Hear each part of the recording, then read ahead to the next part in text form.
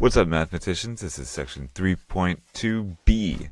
Solve linear systems algebraically using elimination. So we've already had graphing, we've already had substitution. We're going to try and accomplish the same thing using a different method. And the point of that is because sometimes it's the easiest to do if you, given the tools you have or the problem you're trying to solve. So the big idea number one is that not only can you multiply all the terms on both sides by a number, you can also add equations together. This helps to eliminate a variable. Let me show you what I mean. So down here, fun fact, you've got these equations, and we're going to actually add them.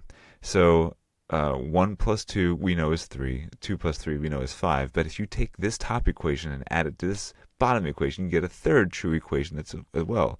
1 plus 2 is 3, 2 plus 3 is 5, and 3 plus 5 is 8. So these two equations, when you add them together, they also produce a third true equation. So because adding equations produces a third true equation, we're going to use that. Let me show you what that looks like. So we've got a red, in all of these I'm going to try and color code them as best I can. Red equation plus blue equation, what happens if you add them together? If you add them together, the 5x and the negative 5x are actually going to eliminate. That's the new, that's going to be a big word for today. We're using elimination. And elimination just occurred right now. We had two different equations, two unknowns, and when we added them together, the x's got eliminated. Great, which is great because now we have one equation with one unknown. 3y is equal to negative 15. And divide both sides by 3, you get y equals negative 5. And so if you know that what y is equal to, then you can use that to figure out what x is equal to. I'm going to take negative 5, the y value, and plug it back into the original red. And instead of y, I'm going to write negative 5 using parentheses. So now 5x plus 4 times negative 5 is equal to 10. Multiplying 4 times negative 5, adding 20, and dividing by 5, solving for x, you get x is equal to 6. So you can report the solution like this. X is equal to 6, y is equal to negative 5. This is the solution to the system. This is the only point where it satisfies both the red and the blue original equations at the same time. Let's do another one. If we were just gonna, so basically adding the equations is gonna be the key. So, but if we were to add this, we would get 6x plus negative 1y is equal to 10.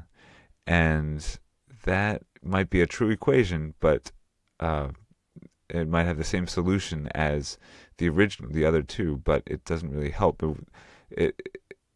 This first example was great because we had 5x, we have negative 5x, and when we added them together, they eliminated. So really what you have to do, there's some preliminary work you got to do before you can add the two equations and eliminate a variable. You might have to multiply one of the equations by a certain number. All right, in this case, I'm going to multiply the bottom equation, the blue equation, by negative 2. And if I do that, then I get, I'm going to recopy the red, no change at all. I'm going to, and then I get negative 4x minus 2y is equal to negative 12. And yay, these two equations, not the original, but the new version of these two equations, when you add them, they do eliminate because I get 4x and negative 4x. You might say, Mr. Bergman, how do you know negative 2 in the first place? Well, it's because I chose to eliminate x's. And if you're going to eliminate the x's, then maybe an easy way to do that would create a positive 4x and a negative 4x. Now, choosing to eliminate the x's is just a choice, and you could have chosen to eliminate the y's. And I think what I could have done is multiply this by positive 2 and get a minus 2y and a plus 2y.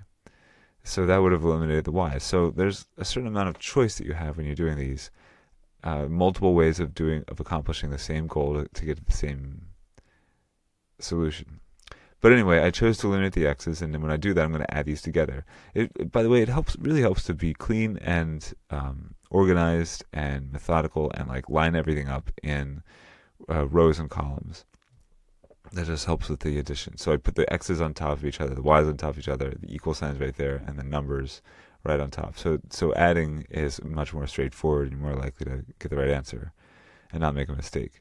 4x plus negative 4x is nothing. Negative 2 or minus 2y plus minus 2y is minus 4y. And then 4 plus negative 12 is negative 8. Dividing both sides by negative 4, we get y equals 2. Great. Now that we know what y is equal to, we can put it back into the original and figure out what x is. And you can choose whichever one you want. You can choose the red or the blue. In this case, I think I'm going to choose the red. So 2 times 2, so y is 2, and recopying the red, I get 4x minus 2 times 2 is equal to 4. That means 4x minus 4 is 4. And adding 4 to both sides, you get 8. Dividing both sides by 4, you get 2. So you can report the solution as 2, comma 2. The x value is 2, the y value is 2. All right, let's do another one of these. So here, I've got this, and if I just straight up add them immediately, I'm not going to get anything that's going to eliminate. It'll be 6x, 8y, and 44, which would have the same solution as the red or the blue, but it's not going to help us because nothing gets eliminated. I think a preliminary step would be to say eliminate the x's. Again, I'm going to multiply. Let's see. I think I can just get this to be positive 4x and negative 4x. And in order to do that, I'd have to multiply this by negative 2. So rewriting the red equation, after I multiply it by 2, we get negative 4x. See, 2x times negative 2 is 4x. 5y times negative 2 is minus 10y. 24 times negative 2 is negative 48.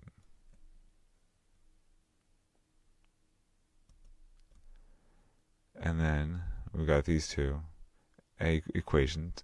And then now we have negative 4x and positive 4x. And we add the two together. We get minus 10y plus 3y. I get negative 7y is equal to negative 28. Dividing both sides by negative 7, you get y is equal to 4. Plug it back into the original. Again, I chose the red. I probably should have chosen the blue because the numbers might be a little bit smaller. But it doesn't matter. You can choose either one. 5 times what is now 4. Instead of y, it's 4, so it's 20. Subtract, divide. You get x is equal to 2. Plug it back into the original. Which one? Doesn't matter. Oh, wait. I already did that part. The solution is 2 comma 4. So x is 2, y is 4. That's what you report. All right. Now, multiplying, achieving two equations, or figuring out two equations that we're going to have positive and negative, positive, negative.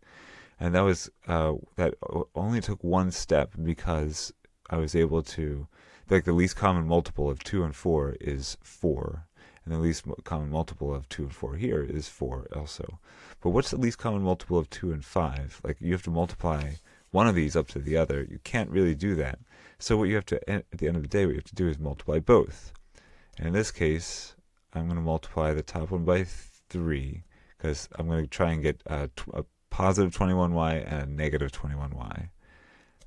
And I'm going to multiply the bottom one by negative 7.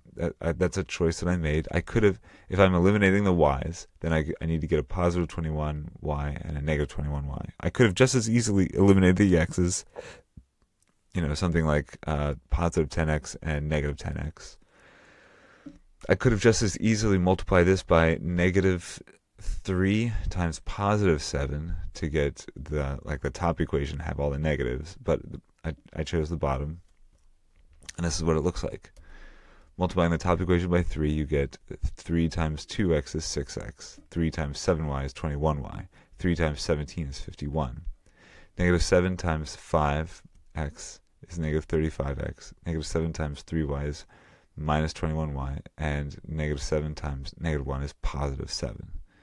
Now we're going to get elimination because I got a positive 21y and a minus 21y. When I add them together, the y's eliminate. And I'm left with only the x's. 6 plus negative 35 is 29, negative 29x, and 51 plus 7 is 58. Okay, dividing both sides by negative 29 is actually going to give me x is equal to negative 2. Yay. Let's plug that back into the original. And we get 5 times negative 2. The blue. I'm going to use the original blue equation. X is equal to negative 2. So 5 times, not x, but 5 times negative 2. And then 3 times y is equal to negative 1. And then when you adding 10 to both sides, you get 9. And then dividing both sides by 3, you get y is equal to 3. reporting the solution, you get -2, comma, and I'll let you figure out what's underneath the dot. Here's some tips. If you see something crazy like this, just lots, very complicated, lots of decimals, here's a tip. You can clear the decimal before solving with elimination. So what that would look like is multiply both of these, in this case, by 100, because I see 2 decimal places on all of them. Multiply both equations by 100, and all of a sudden the decimals go away. It becomes this.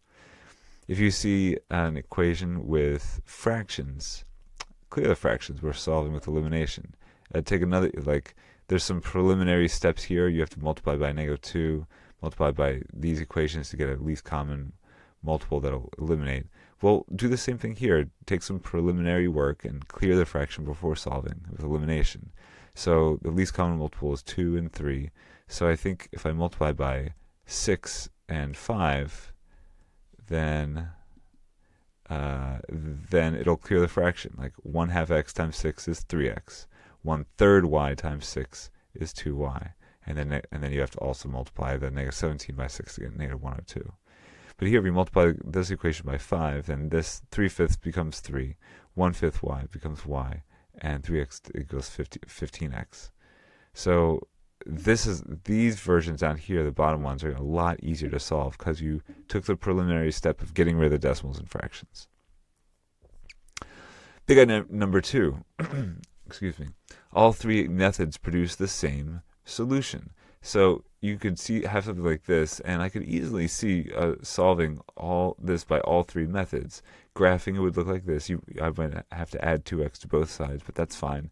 You graph this equation table graph and get these two and find the solution. And the lines intersect on here, -2, -4, and then I get the answer. Or you could even use substitution. Look, y is all by itself right here. That's great for substitution. So you rewrite the bottom equation, and instead of y, you substitute it with 3x plus 2 down here. You solve it, you get x is equal to -2. And then you take -2 and you plug it back into the original. And then you get y equals -4. Again, the same solution. You could even use elimination. You might have to move this 3x to the other side so it looks like what elimination looks like, but that's not too terrible to do. You could do that and then multiply the top equation by -1 to get this, and then the y's eliminate. And the x is 3x plus -2x is just 1x. X is equal to -2. Plug it back into the original, and you get the same work down here. And you get to the big idea is that all 3 methods produce the same solution.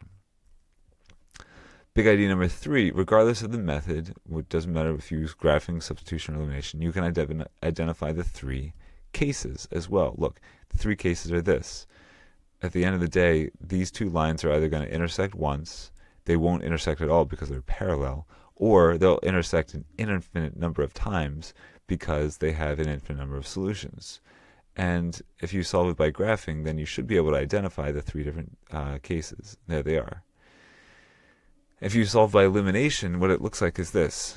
Elimination or substitution, you will get to the solution. The very last step, you'll get 1, 1, or 3, 3, whatever the solution is, it'll look like this.